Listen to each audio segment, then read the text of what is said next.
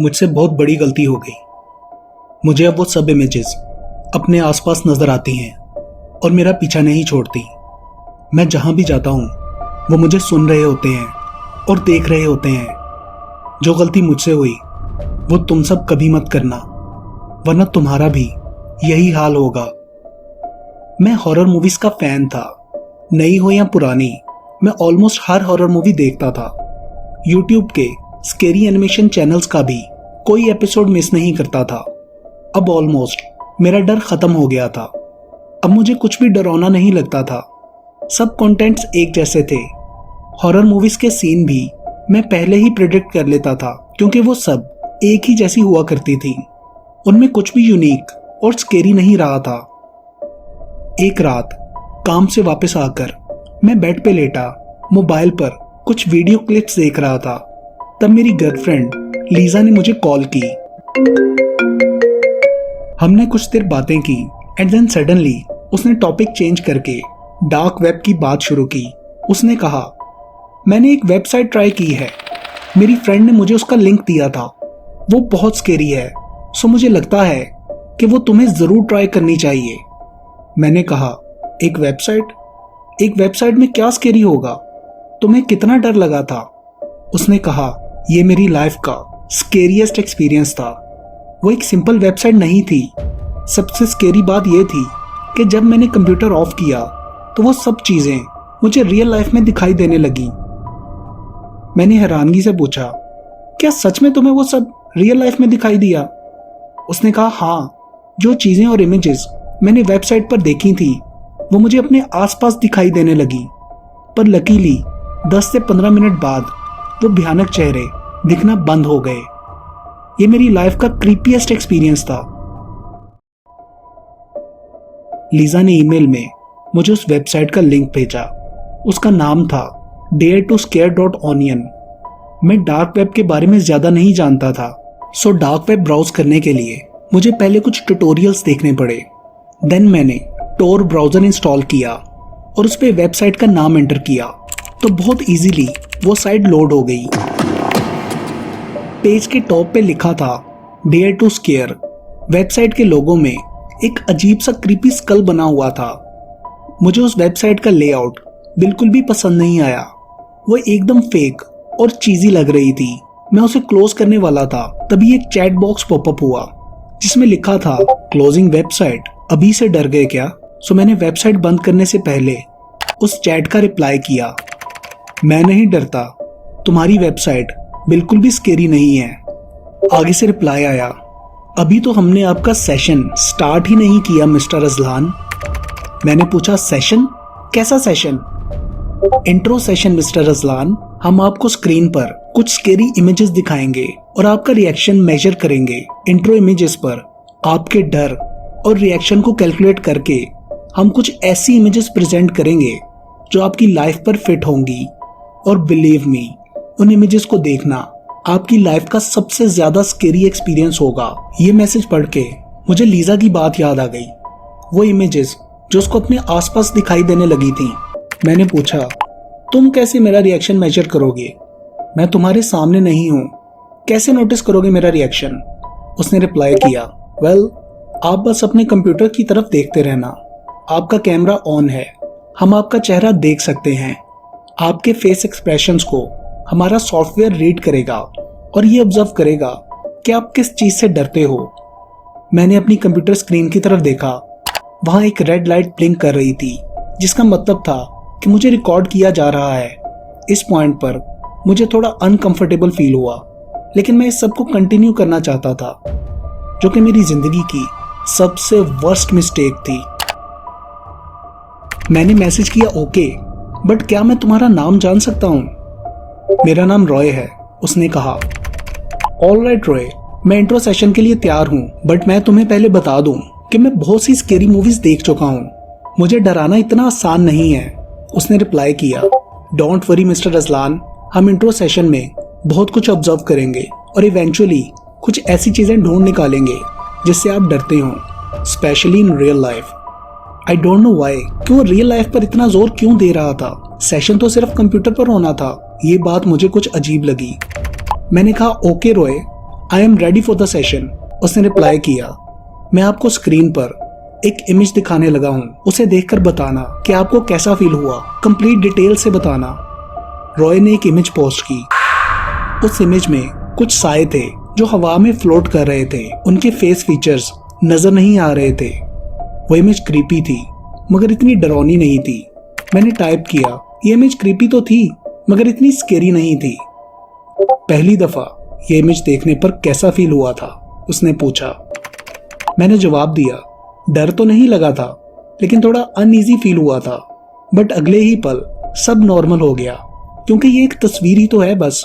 हमारे सिस्टम को आपके रिएक्शन से बहुत सी इंफॉर्मेशन मिल रही है। अब ये इमेजिन करो कि अगर आप अपने घर का डोर ओपन करो और सामने यही फ्लोटिंग क्रिएचर्स नजर आए, देन कैसा फील होगा, उसने पूछा।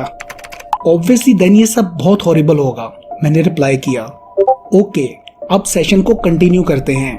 ये रही अगली इमेज। अगली इमेज सच में स्केरी थी।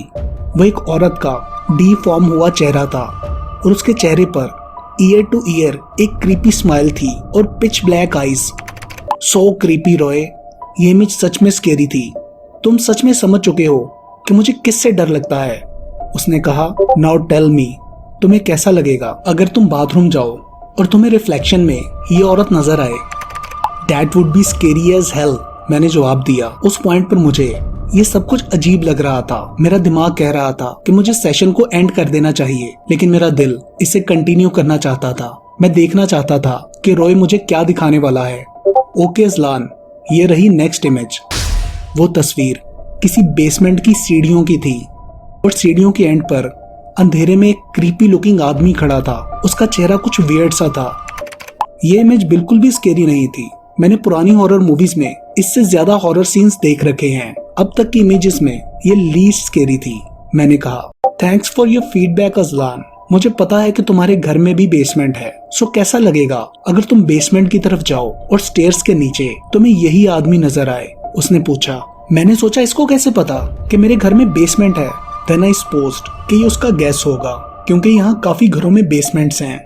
मैंने लिखा, अगर बेसमेंट स्टेयर केस में मुझे ये आदमी नजर आए तो मैं डर के मारे फ्रीज हो जाऊंगा। लेकिन तुम रियल लाइफ एग्जांपल्स यूज क्यों कर रहे हो? मुझे ये वियर्ड लग रहा है, उसने मेरी क्वेश्चन को इग्नोर करते हुए कहा। डोंट वरी, ये इमेजेस एक्सपेरिमेंटल हैं। सॉफ्टवेयर इससे तुम्हारे डर को मेजर कर रहा है। Anyways, let's move on to next image. वो इमेज एक क्लासिक कैरेक्टर स्लेंडरमैन जैसे दिखने वाले आदमी की थी। उसने काला सूट और टाई पहन रखी थी। उसका फेस वाइट और फीचरलेस था। वो इमेज मुझे बिल्कुल भी स्केरी नहीं लगा। मैंने कहा, और कम ऑन रॉय, हर कोई स्लेंडरमैन के बारे में जानता है, अब ये बिल्कुल भी स्केरी नहीं लगता। वेल अज़लान, अगर तुम ड्राइव कर रहे हो और अचानक तुम्हारी राइट साइड पर नजर पड़े और वहां स्लेंडरमैन खड़ा हो, तब भी ये स्केरी नहीं लगेगा? मैंने कहा, हाँ, तब शायद थोड़ा बहुत डर लगे। बस बहुत हो गया, अब ये स्टूपिड क्वेश्चंस बंद करो और कुछ ऐसा दिखाओ जो सच में स्केरी हो। ओके अज़लान, इंट्रो सेशन अब खत्म हुआ। अब तुम्हें अगले सेशंस खुद कंप्लीट करने होंगे। देन हम तुम्हारी लाइफ रीसेट करेंगे। Have a sweet scary journey. Goodbye. मैं वहां बैठा फ्रीज हो गया, अपनी कंप्यूटर स्क्रीन की तरफ देखता रहा एंड देन ये सोचने लगा कि आखिर हुआ क्या है। मेरी लाइफ रीसेट करने से इसका क्या मतलब है? और ये सेशन भी कोई इतना डरावना नहीं था, लेकिन मुझे रॉय की बातें बहुत मिस्टीरियस लगी थी। मुझे अंदर से फीलिंग्स आ रही थी कि कुछ तो गलत हुआ है। मुझे अपना माइंड फ्रेश करने के लिए ताज़ा हवा की ज़रूरत थी। सो घर से बाहर जाने के लिए मैं अपनी चेयर से उठा और घर का मेन डोर ओपन किया तो मेरा मुंह खुला का खुला रह गया। वही तस्वीर वाली शैडोई क्रिएचर्स मेरे सामने फ्लोट कर रही थी। उन्हें अपने सामने देखकर मेरा दिल जोरों से धड़कने लगा। मैंने अपने आप से कहा कि ये एक बुरा सपना है, लेकिन ये कोई सपना नहीं हो सकता था क्योंकि सब कुछ बहुत ज्यादा रियल दिखाई दे रहा था। मैंने जोर से दरवाजा बंद किया और आंखों पे पानी के छींटे मारने के लिए बाथरूम की तरफ गया। अचानक मेरी नजर शीशे पर पड़ी तो मेरी टांगें डर के मारे कांपने लगी। शीशे में वही क्रीपी औरत दिखाई दे रही थी। वो मेरा रिफ्लेक्शन था। मैंने हाथों से अपना चेहरा टच किया, लेकिन मेरा फेस बिल्कुल नॉर्मल था। मैंने सोचा कि आखिर मेरे साथ ये सब कुछ हो क्या रहा है। शायद मैं पागल हो गया हूँ। मैं बाथरूम से बाहर भागा और स्टेयर्स के पास से गुजरते हुए मैंने बेसमेंट की तरफ झांका। मेरी क्यूरियोसिटी मुझे कह रही थी कि वहां नीचे वो पिक्चर वाला आदमी होगा। शायद ये मेरा पागलपन था। और एज एक्सपेक्टेड सीढ़ियों के पास एक क्रीपी आदमी था जो कि मेरी तरफ देख रहा था। मैंने अपनी आंखें बंद करके खोली कि शायद मैं इस रियल लाइफ सपने से जाग जाऊं, लेकिन ये सपना नहीं, हकीकत थी। मगर ये हकीकत भी कैसे हो सकती थी? मैंने सोचा मेरा घर अब सेफ नहीं रहा। मैं घर से बाहर निकला और अपनी कार में जाके बैठ गया। वो शैडोई क्रिएचर्स अब भी मेरे सर पे मंडला रही थी। मैंने कार स्टार्ट की और तेजी से वहां से निकल गया।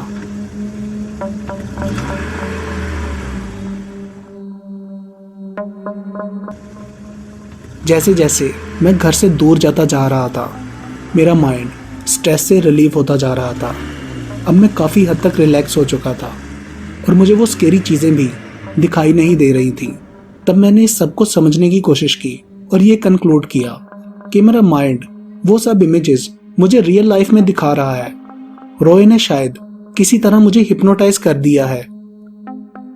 आगे सड़क पर रेड सिग्नल पे मैंने गाड़ी रोकी और आसपास देखा तो वहां कोई और दूसरी कार नहीं थी।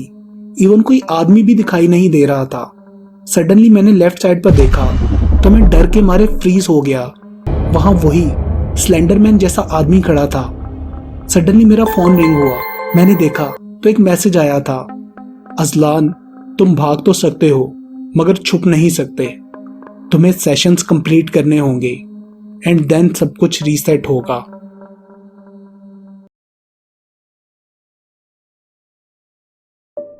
मैं 48 घंटों से नहीं सोया और एक ही जगह बैठा हूँ। ना मैं यहाँ से उठ सकता हूँ और ना ही सो सकता हूँ। मैं एक ऐसी सिचुएशन में फंस चुका हूँ जहाँ शायद मरने के सिवा मेरे पास और कोई रास्ता नहीं है। मैं इस सब को पूरी तरह समझ नहीं पाया, लेकिन ये सब कुछ एक मैसेज से शुरू हुआ था जो मुझे डीप वेब पे ब्राउजिंग करते हुए रिसीव हुआ। Help me, please please please, for God sake, message में लिखा था। पहले मैंने उस मैसेज को इग्नोर कर दिया, ये सोचकर कि ये कोई स्कैम है या प्रैंक होगा। पर तभी मुझे दूसरा मैसेज आया, देखो मैं जानता हूँ कि तुम मेरे मैसेजेस पढ़ रहे हो। मैं तुम्हारे साथ कोई स्कैम नहीं कर रहा, ना ही ये कोई मजाक है। मुझे 1 मिनट दे दो, मैं जो कह रहा हूँ वो सुन लो, बस मेरी जान बच जाएगी। मैंने कभी इस तरह के मैसेजेस का रिप्लाई नहीं किया था, लेकिन वो जो कोई भी था किसी मुसीबत में लग रहा था। मैंने सोचा इधर उधर ब्राउजिंग करने की बजाय इसकी बात सुन ली जाए। मैंने रिप्लाई किया, ओके फाइन, कहो जो कहना है। Thank God you replied. मैंने कहा नो प्रॉब्लम, मैं कैसे तुम्हारी हेल्प कर सकता हूँ। मेरा नाम सैम है। शायद आज मेरी जिंदगी की आखिरी रात है। मैं बस तुम्हें अपनी कहानी सुनाना चाहता हूँ। मैं चाहता हूँ कि इस दुनिया में किसी को तो पता हो कि मेरे साथ क्या हुआ था। मुझे स्टोरी सुनना पसंद नहीं था, लेकिन उसकी बातें बहुत इंटरेस्टिंग लग रही थी। सो आई रिप्लाइड, ठीक है, सुनाओ अपनी कहानी। क्या तुम चाहते हो कि मैं तुम्हारी कहानी किसी को फॉरवर्ड करूं? मैंने पूछा। नहीं, मैं बस ये चाहता हूँ कि किसी को तो पता हो कि मेरे साथ क्या हुआ था। उसने जवाब दिया, ओके सुनाओ, क्या कहानी है तुम्हारी। मैं क्यूरियस होके चेयर पर बैठ गया, उसके मैसेज के इंतज़ार में। तुम्हें 2009 में यूट्यूब पर आने वाले उन वार्निंग कमेंट्स का पता है? उसने पूछा। हाँ वही कमेंट्स ना, कि ये कमेंट्स 7 जगह पर रीपोस्ट करो वरना तुम मारे जाओगे, इस तरह के कमेंट्स। आई रिप्लाइड, हाँ एग्जैक्टली वही कमेंट्स। मैं हमेशा उन कमेंट्स को इग्नोर कर देता था। मैं तब बच्चा था, लेकिन इतनी सेंस मुझे भी थी कि ये सब स्कैम है। वो सिर्फ किसी चीज़ को वायरल करने के लिए ऐसा करते थे। मैंने कभी ऐसे कमेंट्स को रीपोस्ट नहीं किया। सैम ने कहा, वो सब एक प्रैंक हुआ करता था, नथिंग रियल। और मैं उन सब कमेंट्स को भूल चुका था। लेकिन 2 दिन पहले मैंने कुछ ऐसा ही डार्क वेब के एक फोरम पर देखा। मुझे साइट का नाम तक याद नहीं है, लेकिन वो मैसेज बहुत ही ज़्यादा वियर्ड था। उस वक्त तक मैं 100% श्योर था कि सैम मेरे साथ कोई प्रैंक कर रहा है, लेकिन उसकी स्टोरी मुझे इंटरेस्टिंग लग रही थी। सो मैंने पूछा, क्या था उस मैसेज में? ही रिप्लाइड, हर किसी की ज़िंदगी में एक वक्त आता है जब हमें चूज़ करना पड़ता है कि अपनी जान बचाएं या दूसरों की। मैं कमज़ोर हूँ, लेकिन शायद तुम बहादुर हो। पीछे मुड़ के मत देखना, आई बेग यू, क्योंकि वो तुम्हारे पीछे खड़ा है, आहिस्ता आहिस्ता करीब आ रहा है। पीछे मत देखना। मुझे ये सब स्केरी तो नहीं लग रहा था, लेकिन मैं अजीब सा महसूस करने लगा था। मैंने रिप्लाई किया, बस यही स्टोरी थी। नहीं रुको, मुझे नहीं पता कि ये सब कैसे रुकेगा। मैं जानता हूँ तुम मुझे पागल समझ रहे होगे, लेकिन सच में मैं 3 दिनों से नहीं सोया और एक ही जगह बैठा हूँ, इस डर से कि मैं मरने वाला हूँ। मैंने एक बार भी पीछे मुड़ के नहीं देखा, क्योंकि मैं जानता हूँ कि वो मेरे पीछे खड़ा है, और मैंने पीछे देखा तो वो मुझे मार डालेगा। उसकी कहानी अजीब थी। मुझे सब पे यकीन तो नहीं आ रहा था, लेकिन मुझे अब अपनी फिक्र होने लगी थी। मैंने पूछा कि अगर तुमने पीछे मुड़ के ही नहीं देखा तो तुम्हें कैसे पता कि वो तुम्हारे पीछे है? क्या उसकी आवाज़ सुनाई देती है तुम्हें? कुछ देर के लिए उसका मैसेज नहीं आया, एंड देन उसने कहा, मैं जानता हूँ कि वो मेरे पीछे है। मैं ये सब एक्सप्लेन नहीं कर पा रहा। जब से मैंने वो मैसेज पढ़ा है, मेरे रूम में जैसे कुछ बदल सा गया है। I don't know what, but something has changed. मैं उसे अपने पीछे महसूस कर सकता हूँ। देखो, इसमें कोई लॉजिक नहीं है। I think your story is fake. मैंने कांपती हुई उंगलियों से टाइप किया। मेरे हाथ डर से स्टक्ड थे। मैं नर्वस था। इस परेशानी की वजह मैं नहीं जानता।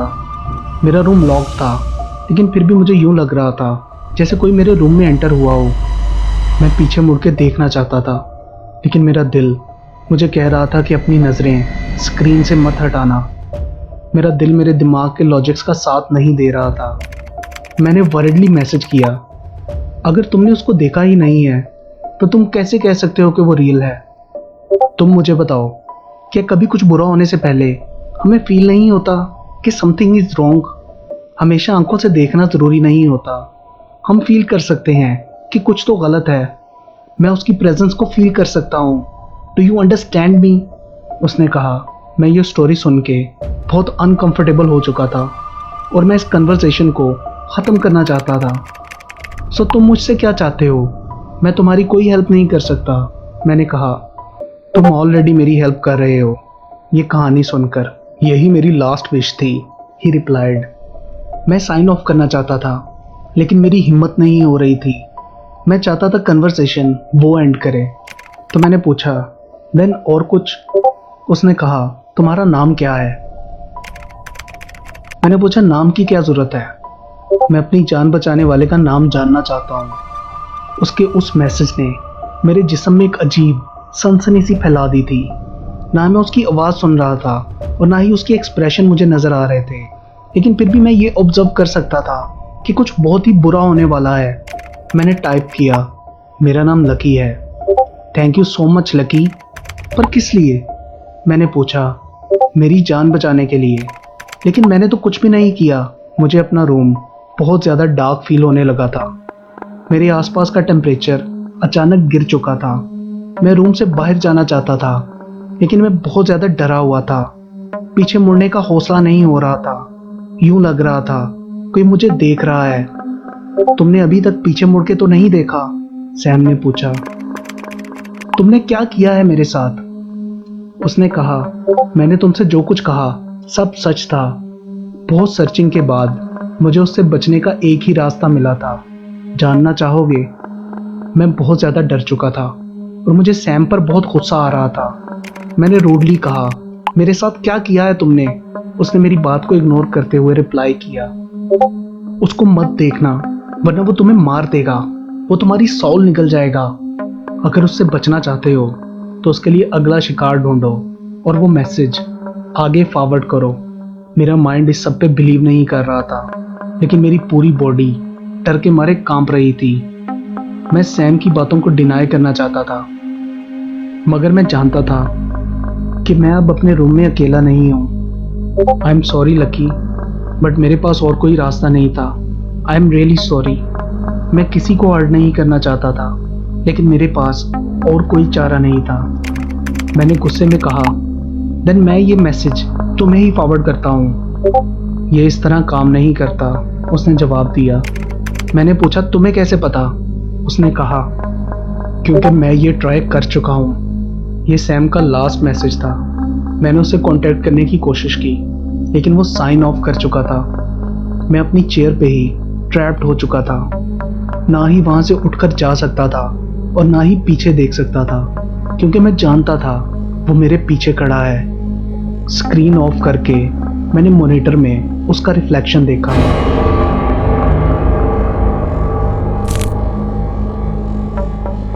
वो बहुत ही भयानक था और मेरे रूम के कोने में खड़ा था। रिफ्लेक्शन इतना क्लियर नहीं था, लेकिन एक बात ऑब्वियस थी कि ये सब कुछ 100% रियल है। मैंने उस मैसेज को डार्क वेब पे जगह जगह पोस्ट करना शुरू किया, इस उम्मीद से कि कोई मेरा मैसेज पढ़ ले और मेरी चैट ज्वाइन कर ले। मैंने हजारों मैसेज किए, मदद के लिए गिड़गिड़ाया, लेकिन कोई मेरी तरह बेवकूफ़ नहीं था कि ऐसे मैसेज का रिप्लाई करे। सो इसलिए मैं अब इस सोशल फोरम पे हूँ। मैं 2 दिन से यहीं बैठा हूँ, जब से मैंने सैम से बात की है। मैं अपने फ्रेंड्स और फैमिली को भी मदद के लिए नहीं बुला सकता। तुम लोग मेरी लास्ट होप हो। अब तक तुम लोगों ने ये वीडियो देख ली होगी और मेरी स्टोरी को भी जान चुके होगे। आई एम सॉरी कि मैंने इससे यहाँ पोस्ट किया, लेकिन मैं मरना नहीं चाहता। काफ़ी लोगों ने ये वीडियो देख ली होगी, लेकिन वो सिर्फ किसी एक के पास ही आएगा। सो अगर तुम्हारे रोंगटे खड़े होने लगे और तुम्हें यूं लगने लगे कि कोई तुम्हें देख रहा है, तो पीछे मुड़ के मत देखना।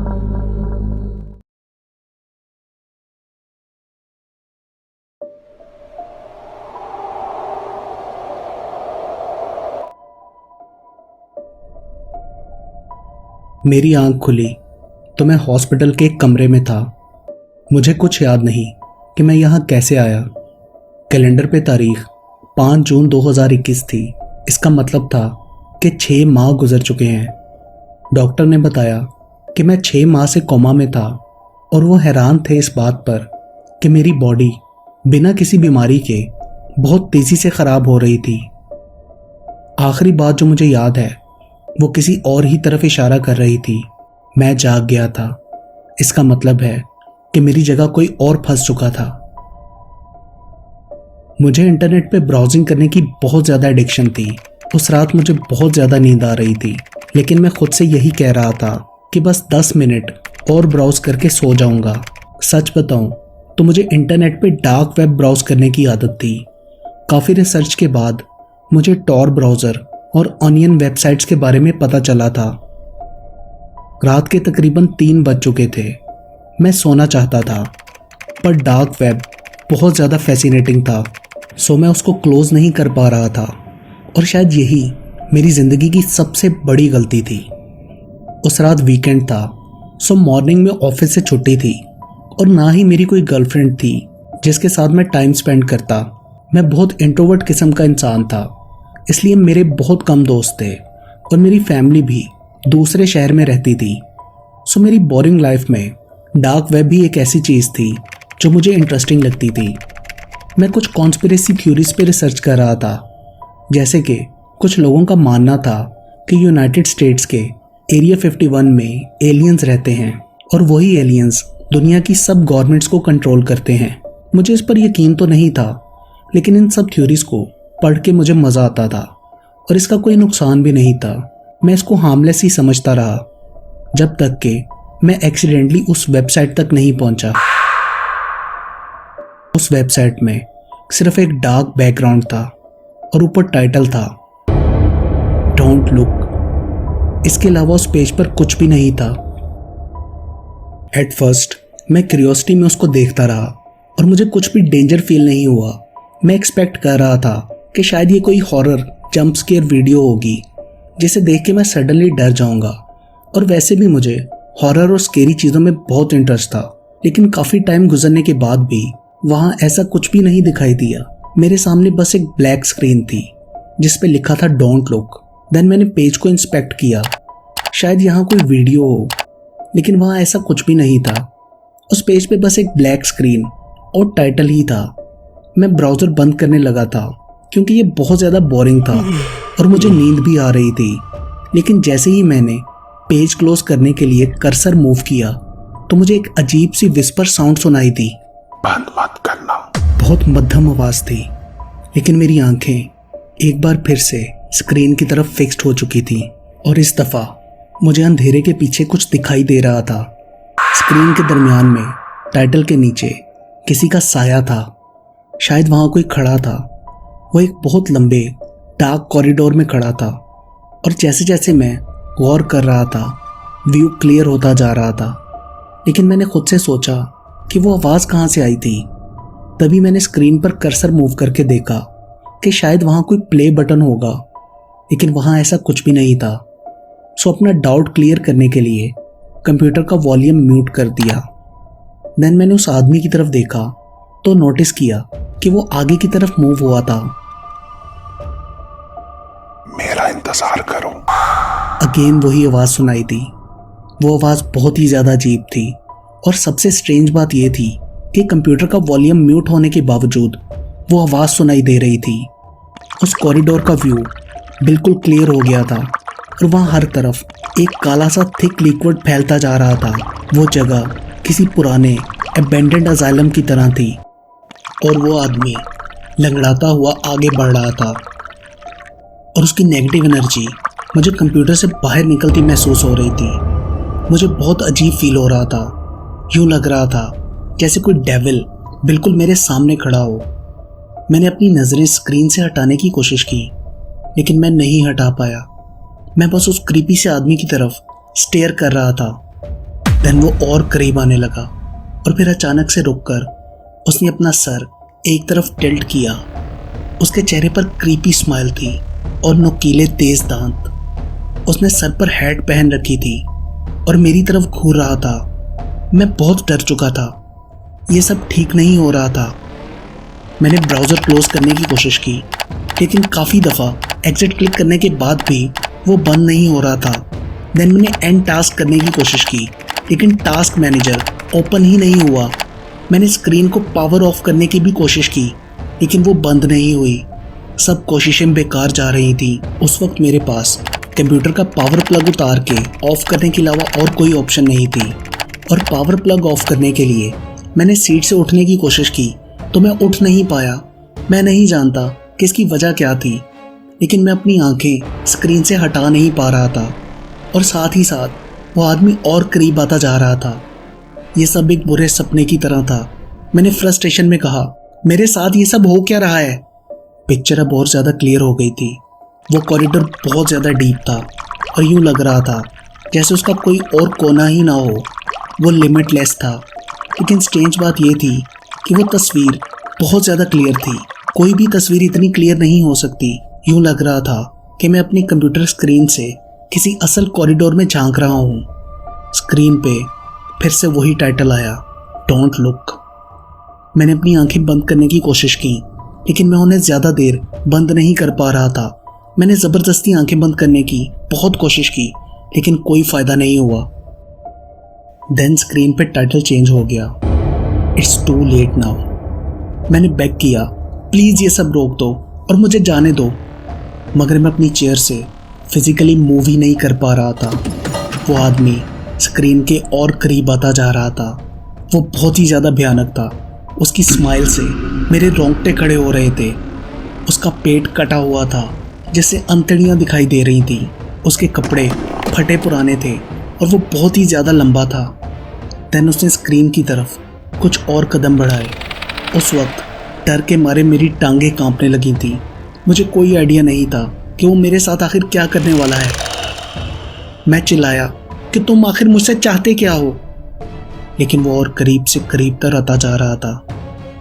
देन मैंने कहा, प्लीज़ मुझे जाने दो, लेकिन वो रिस्पॉन्ड नहीं कर रहा था। वो बस चलता हुआ आगे की तरफ आ रहा था। मैं अपनी नज़रें उससे हटा नहीं पा रहा था। एंड देन सडनली मेरे कमरों की दीवारों पर भी वही ब्लैक लिक्विड फैलने लगा।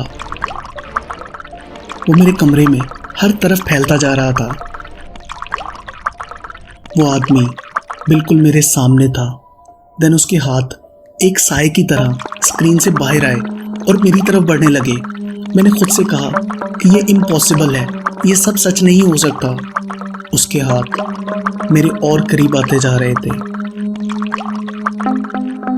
मैं अपनी पूरी पावर लगाने के बाद भी अपनी चेयर से मूव नहीं कर पा रहा था। मैं पैरालाइज था, शायद मैं स्पेल बाउंड हो चुका था। उसके काले हाथ मेरी गर्दन तक पहुंच चुके थे और फुल फोर्स से मेरी गर्दन को दबा रहे थे। मेरी सांसें स्लो होती जा रही थी और इससे पहले कि मैं फेंट होता, उसने मुझे छोड़ दिया।